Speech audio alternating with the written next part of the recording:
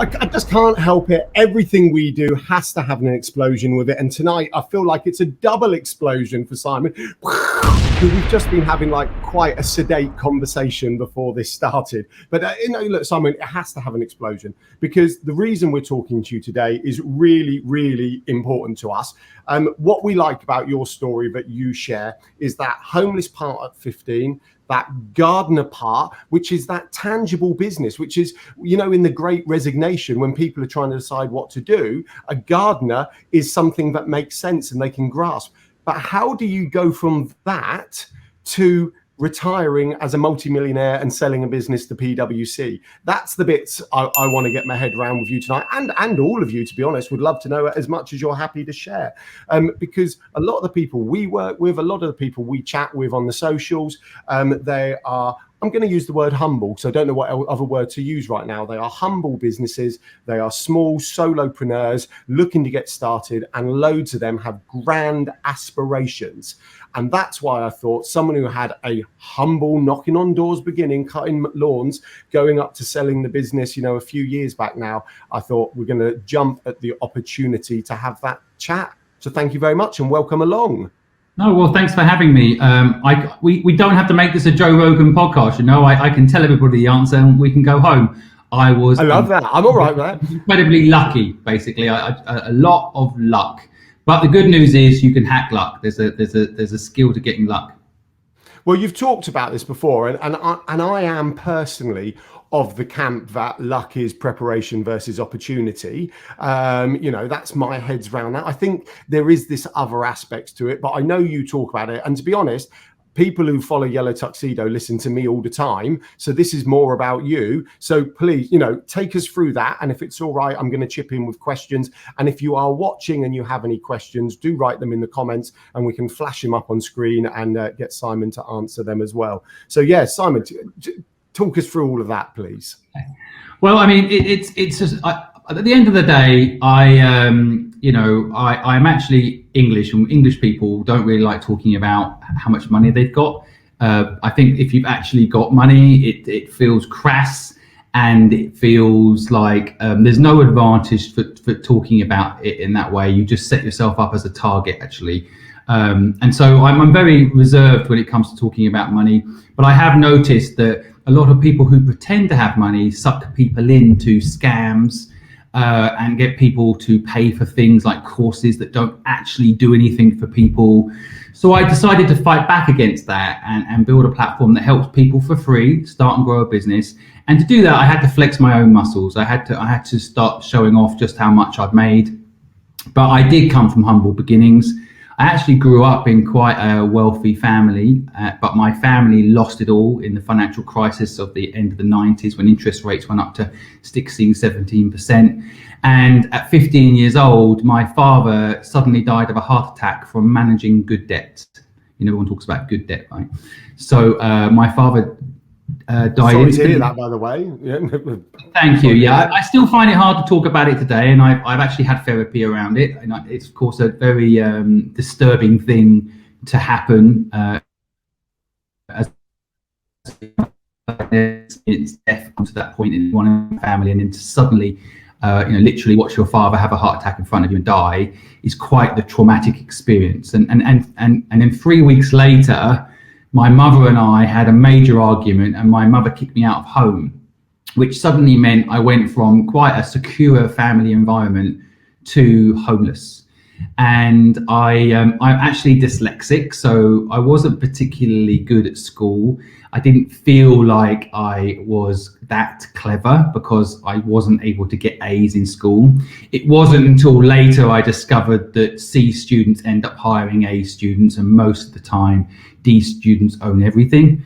So, it took me a bit of time to figure that one out.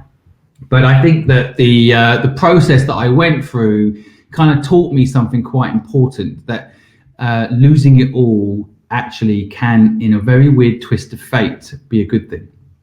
A lot of people I meet don't enjoy their lives, aren't happy, and often it's because they were given it all when they were young, and they never really understood what they were meant to do. They were never given the breathing room to take risk, and they were never given the chance to do what they love. And do what they love was always linked to, well, this will be the best way to make money, whatever that is. Become a doctor, become a lawyer, become whatever it is that society determined at their time of growing up would make them happy. And it turns out it didn't.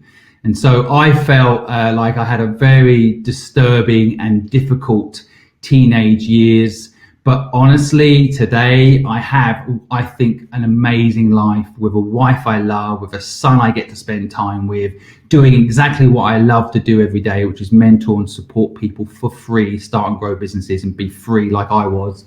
And so I think I wouldn't have any of that if I hadn't had this thing called luck. And by the way, there's bad and good luck, and it turns out they're very similar despite the two different words. Go on then, break them down for us. Break down the good and bad luck for us before I ask a few other questions, if that's all right. Well, what might be useful to your audience is to understand that, luck, this is how luck actually works. So you simplified it, and I understand everyone wants an Instagram quote that they can quickly post on Twitter or whatever so that it sounds cool and people grasp the basic concept of what luck is. And that's what you're saying is just a moment ago, and no offense, everyone quotes it, alongside, the harder you work, the luckier you get. But the truth is that is absolute bullshit, right? It's absolute bullshit. Luck is way more complicated than those simplified Instagram lines about how it works, right? So it turns out that luck is in fact broken into two parts. Luck that you can control and luck you cannot control. And luck itself is something you can influence. So everyone has luck, but sometimes, and this is maybe where your preparation point can be accepted, but luck actually comes into play around these two elements. So 2% of your life is random luck, only 2%, totally random, cannot control it, 2%. So an example would be where you're born. There's not much you can do preparation-wise to be born in the right place. Right. So when people talk about, I was prepared and the opportunity came my way to be born in a country that gives you a high statistical chance of being successful. Really? So I think that, what the reality is, and stats will back me up on this, that where you are born will have a dramatic effect on the outcome of your quality of life. So, let's stop saying it's hard work and it's preparation, right? Because 2% at beginning phase of your life will make a huge difference. Everyone's probably knows by this point, Rich Dad, Poor Dad, where we've all been told about how it works. And if you're poor, you'll always be poor because of where you're born, right? The family that you were born into, the opportunities you saw, the subconscious belief system that you were given between 0 and 7 taught you that and made you believe it, even when your conscious brain tells you it's not true that working hard will lead to success, right? So 2%. However, what's fascinating, and I've written a book on luck and gone really deep on this subject, spent 10 years understanding how it works. What's really interesting is 98% of your life is luck you can influence. And if you do it right, your dog will bark when you get into the interesting bit. Right? What dog? What dog? I've got a little dog, by the way, under my podcast studio table right here, and she loves to bark. So forgive for anyone listening, maybe on headphones. But so 98% of your life can be affected luck. So this is how that works. And if you get it right, you'll find, and history's proven this, that your 2%, what you can perceive as good luck or bad luck, depending on where you're born, can actually be turned into something positive. Maybe an example of this would be, I won't say any particular person's name, but a boxer is born into the streets, has a really tough upbringing, but that gives them that edge in the boxing ring that makes them, a champion, gives them that extra edge, that extra hunger. And if they're 98% of their life is carved correctly under a formula I'm going to give in a minute, then that 2% that you were given without your control can be influenced to become a good thing or a bad thing. It's a story like, this is a true story about a drunk father, and he has twins, and these kids grow up around a drunk father, an alcoholic father, and one grows up to become tremendously successful and the other grows up to be a drunk. And they're doing an interview on these twins and this nurture nature idea, and they go and ask the drunk twin? Why has your life turned out this way? Why are you like this? And he said, my father is a drunk. And so the interviewer went and asked the person who's been incredibly successful, got it all, and asked the same question, why are you here? Like, why is your life like this? And he said, because my father is a drunk. And so in this lesson is how we interpret good luck and bad luck, how we leverage these things in life. So 98% of your life can affect the 2%. The 2% can affect the 98%, both positively and negatively. So how do you get luck 98% of your life to your advantage? Well, you follow these 3 simple rules. The first, and some would say the most important, I see it as vital, is you've got to be willing to take a lot of risk. The more risk you take, the luckier you get. Will be closer to an Instagram quote that works. That without doubt, the harder you work will not equal luck. It will equal burnout, mental health issues, deteriorating mindset, often failure in business because you don't bring in people to help you because you think you should be working harder. So the most successful businesses I've had are ones where I didn't work that hard, right? If working hard equals riches, every nurse in this country should be a billionaire today. So people need to eradicate that false belief, right? That false belief. And so even the word preparation is slightly dangerous because people say, I've been prepared for this for years, but it didn't happen for me. It's dangerous because what's actually happening, they're sitting back and waiting. I'm prepared. You've got to lean in and take risk. Risk is linked to fear. And what's happened for a lot of humans today is that fear has become something that people have learned to turn off. So fear's original design is actually a superpower for humans. You're meant to use it all the time. It's meant to sharpen you up. You're meant to enjoy fear, leverage it, to go faster, to be stronger, to think differently. But in today's society, people have said no to things and don't do it so that they don't have that feeling of fear anymore. They don't take risks. They don't push themselves to the limit. They hold on to what they've got too tightly and it dies. So fear's original design was a lion's coming towards us. We run faster away from that lion. We think innovatively. We think out the box and we survive and we get sharper and stronger because of that. And so what people need to do is start realizing that if they feel fear, they're alive. If they feel fear, they should want to feel it more. I crave the feeling of fear. And that has allowed me to take more risk. And it's because I've taken more risk. Moved to Hong Kong in 1997 when everyone else is leaving, when Hong Kong's getting handed back to the Chinese and everyone said it's going to be a communist state. Moving back to England after Brexit when everyone said England was finished. Moving towards risk, moving towards your fear of what you're told could happen will increase your chances of luck tenfold. The other 2 elements are a little easier to explain, and they are simply this. You have got to know your destination. If you want to be super lucky, you've got to have a target, is often how it's explained. You've got to know where you're going. I invest in a lot of businesses. I've invested in 73 companies, recently one just a couple of weeks ago. And what happens, most people pitching businesses to me is they'll say, this is the business, blah, blah, blah. And then I'll ask them, what's the destination? And then the wrong answer, and the answer I get most of all, this business will blow up and Uber will buy it or Google will buy it and it will be 500 million, a billion, and that's our plan. And I always tell people that say that is not a destination. That is fuel for your car. Money is just fuel for your car. But if you don't know where you're actually going, what you're trying to achieve, what your purpose is, then you don't actually know how much fuel you need for that car. In fact, you don't even know if you need a car. But if you do need a car, what do you want in that car when you arrive in the destination? Who do you want to go on that journey with? How long's the journey?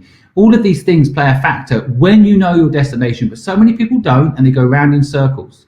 And then the final thing to increase your chances of luck is this concept of persistence, right? And basically, the way I'd like to explain it, the easiest way to explain it is really generally in a sales process, right? So Harvard did this research document on the most successful salespeople. And the top 10%, this is the world's top 10% of salespeople, did something called the 5 times follow-up, right? Which basically means they get a lead, they might email it, they'll email it again, and then they'll do a phone call, and then they'll do another follow-up, and maybe if they still haven't replied at that point, a month later they might do one final follow-up before they kind of put it down as this lead isn't interested, right? That's the top 10%. The top 1%, which by the way I'm included in, I'm the top 1% in this market of salespeople, is this concept of persistence. So an example, I built an agency called Fluid from scratch in Hong Kong, and this is the company that I sold to PwC recently. When I started that business, I wrote down the 50 companies I want to work with. And as I wrote the list, I then had a plan to contact those companies every single month until they became a client. So that might be a happy birthday to the person who's in head of the department or the CEO, or it might be here's an insight piece that might be useful to your business, or it might be Merry Christmas, Happy Chinese New Year. Whatever it is, every month I would contact that customer. It took me 9.5 years to get all 50 clients on that list as a client. And that is what allowed me to sell it to PwC for more money than I'll ever need. I think that last bit is one of the most. I'm hearing myself back, by the way, if that's, you can turn your volume down a little bit. I think that last bit is one of the most important parts, Simon, for me. It's that persistence and that patience part, because that's a bit, a lot of people kind of, we're just over 2 years into Yellow Tuxedo, but a decade into business as a husband and wife team. And even we do that sometimes. Oh, blimey. And it's like, no, Yellow Tuxedo is only 2 years old. But I've got a question for you. If we go back to that mowing lawns part again, when you were doing that, what made you go and do this research into luck, want to become in the top 1% of salespeople and understand what that looks like? What got you going, well, I'm going to move to Hong Kong, everyone else is leaving, I'm on my way. What got you from homeless, absolutely challenging times for you, into actually, I want that growth, I want that progression, I'm going to make these decisions? So it's easy to simplify it now, looking back, but I think a couple of important things. One is this, I often say that my father actually died at Christmas. As I say, he gave me one final gift before he left me, and that was the gift of having the ability to fail. Because once I was suddenly all alone, what's interesting is there's no one judging you anymore for what failure looks like, right? So you can fail. He gave me this gift, which I never had before, and I didn't realize how important it was.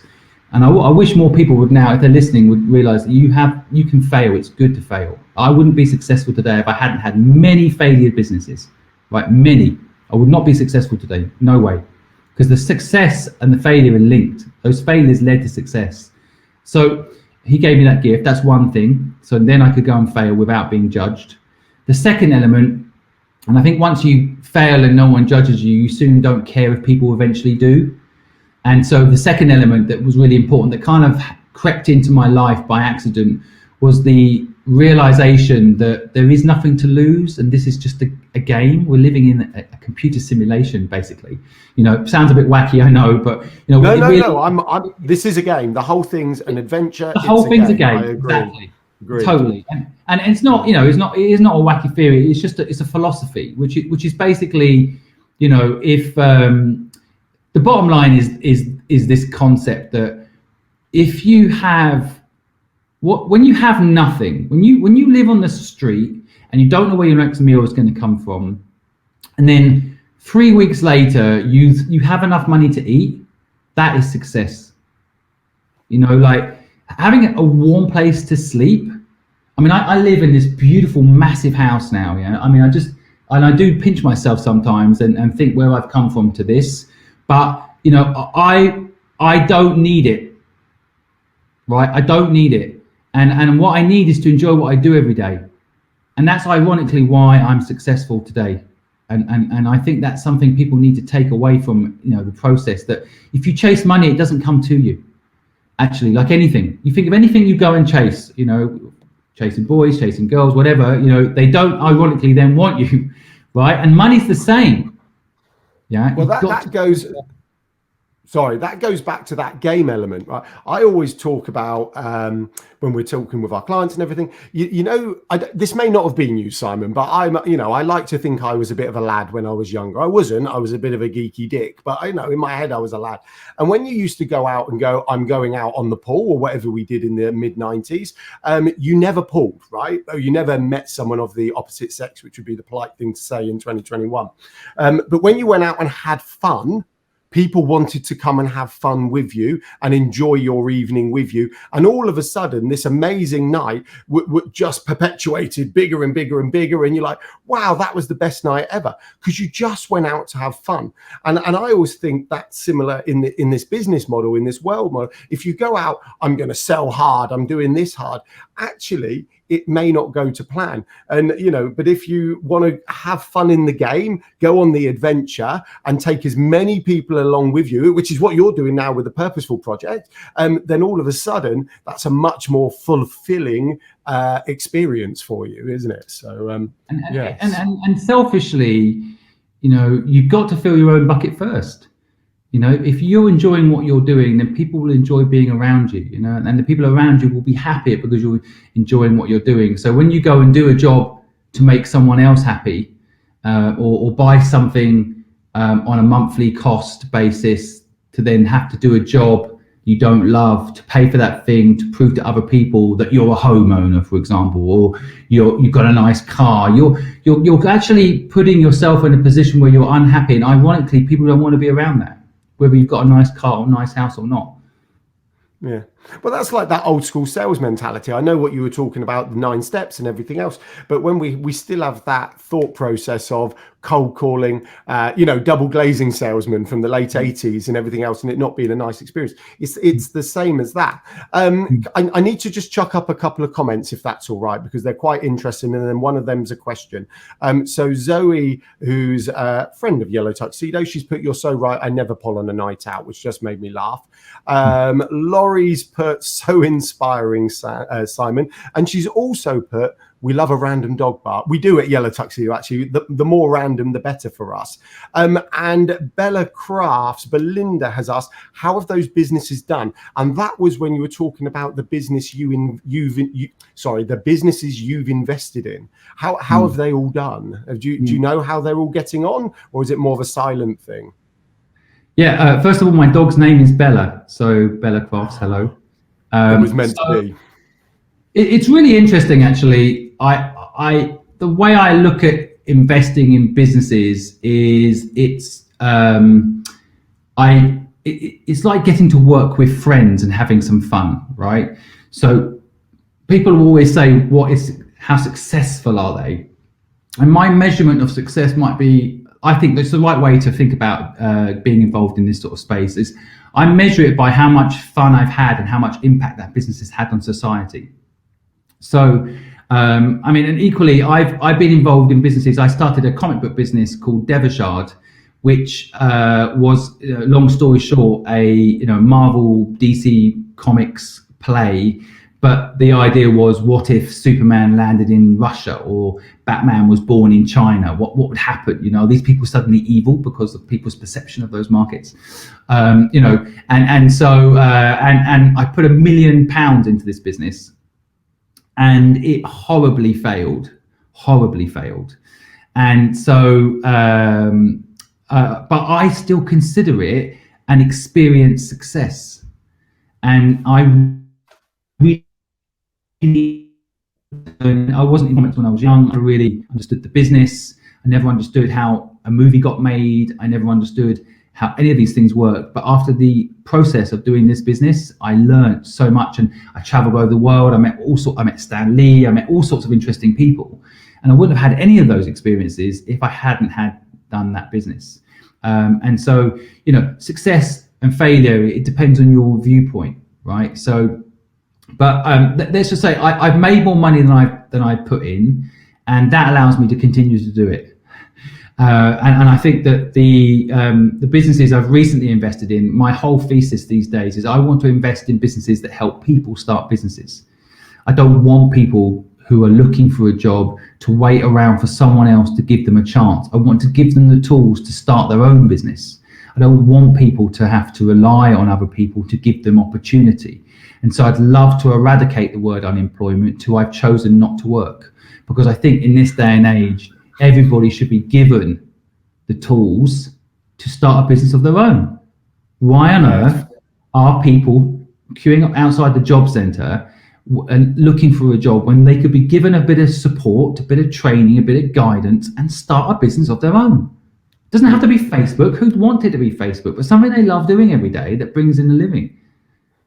I've got a question on that. So someone's in the comments, Zoe again, I'm going to flash up, but I have a side question, possible conversation piece so I agree, like I get this great resignation. I'm one of those annoying people who says to his friends, why aren't you working for yourself? Why aren't you doing this? And various versions of that. But I do have this thought process of, let's imagine, and I agree with everything you're saying, let's imagine everyone does that. Who then does the other stuff, I don't know, for the sake of this conversation, bin men, shop workers and everything else, or is this a percentages game at the end of the day, and it will never be 100% of the population anyway? Just wondering what your thoughts are on that. So throughout history, and history, if you can often tell you the future, right? Throughout history, this argument's been made at different points around different subjects. So for example, at the end of the Second World War, there was actually a political party who almost came into power that was run by I won't name names, I don't want to get into trouble, but was run by someone who believed, and a party that believed that after the Second World War, women should go back to the kitchen. And the argument was that there's not enough jobs in the marketplace if women stay in the marketplace, right? And so we need to go back to what it was like before the war, and women go back to the kitchen and men take back the jobs. Otherwise, there's going to be mass unemployment and, blah, blah, blah. What a load of rubbish. Yeah.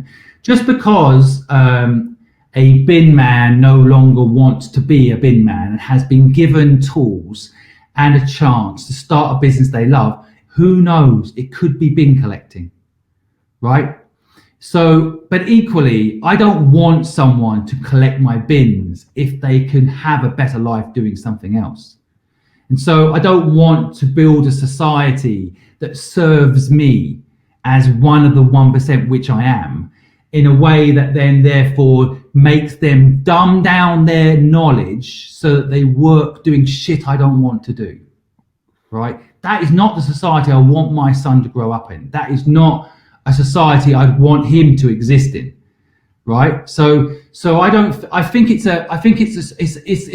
a logical argument based on present day technology, but I see that rubbish collection, for example. I have been to third world countries doing a better job of their rubbish collection than us. You know why? Because no one's collecting the rubbish. No, we've got lazy in this country. Someone's coming collecting your rubbish, roll it out the front. Fucking recycle it. Yeah? Yeah, no, I agree. Garden. Yeah? Stop adding to the problem on this planet.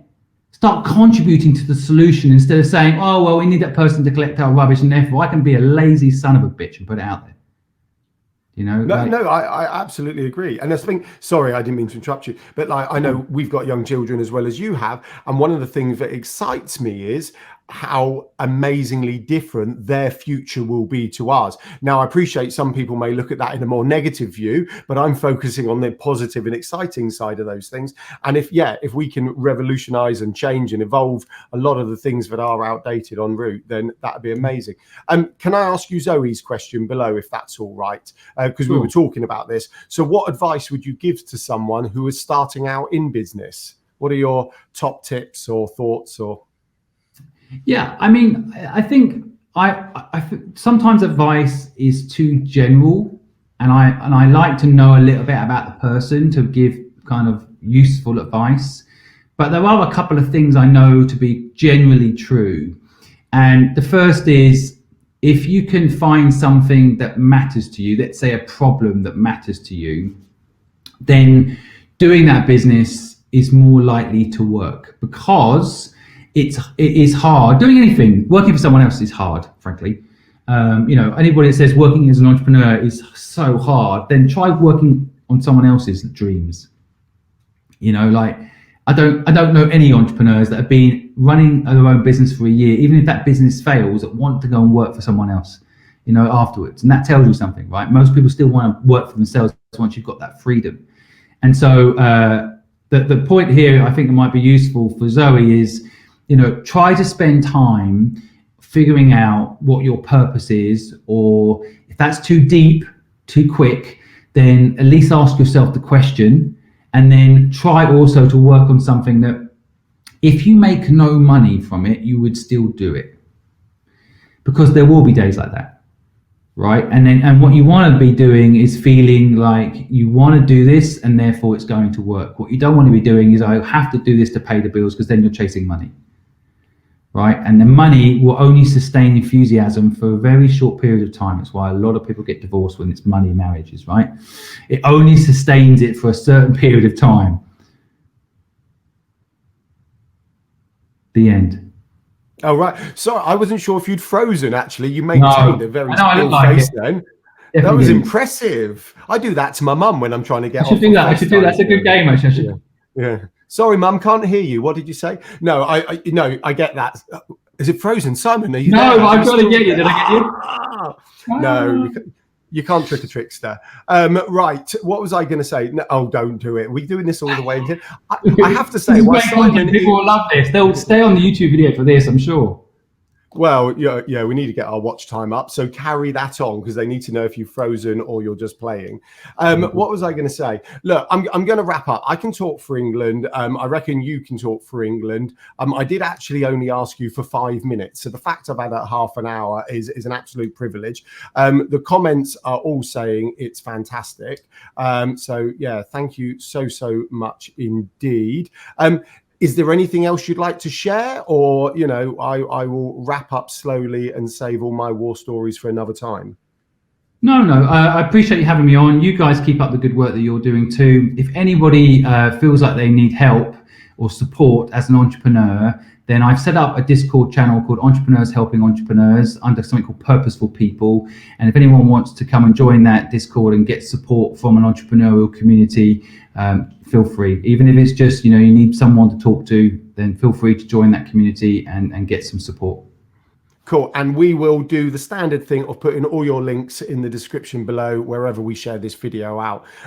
Simon, truly appreciated. Thank you so much for your time. We know you're a busy chap as a father, let alone the business stuff. Sorry, I have to say, Emily and I were doing a bit more research on you before this, and you put a video up about how painful it is leaving Aidan to go and do work because you want to do the school run and everything else. Yeah, we're the same. I struggle to get my head round parents who find it very easy to go away. I'm not saying it's wrong, because we're all different, because I have a kind of cold sweat if I haven't seen the kids for about 24 hours or less than that. They, on the other hand, probably could do quite nicely without me in their life for a day or so. But yeah, no, you can, because you've been there for them. That's the ironic twist in the tale. But yeah, I mean, it is a tough call, and like you say, it's also a very sensitive subject for a lot of people, because a lot of people have no choice but to leave their children. One of my TikToks that went viral that I did, just maybe this will be the last thing I'll just say, maybe to anyone listening about this subject, is I did this video about, one of the wonderful things about becoming a multimillionaire is it buys you time, which I think is the only thing of value that money really buys you. And so one of the things that it bought me, I'd said in this TikTok, was I can actually take my son to school every day and pick him up. And then someone said to me, I've got no money and I have to do that every day. And I said, well, you're actually rich then. Well, that is value, because you're as rich as me. We get to do that. It doesn't matter rich or poor. And that's the thing I think people forget. It's like, what actually matters? Is it money or is it time? To me, time. Buy time, don't sell time is kind of my thing about that. No, I get that. And yeah, no, I love it. Our kids are our why. They're why we do what we do, because it gives us more time to spend with them. Right, Simon, thank you very much. For those of you who are watching, thank you very much. I'm going to end this. We'll put the full version on YouTube. We'll chop it, dice it, slice it, and share it across as many platforms as we can, because that's what we do here at Yellow Tuxedo. So thank you very much, Simon, and see you again. Bye, everyone. Bye.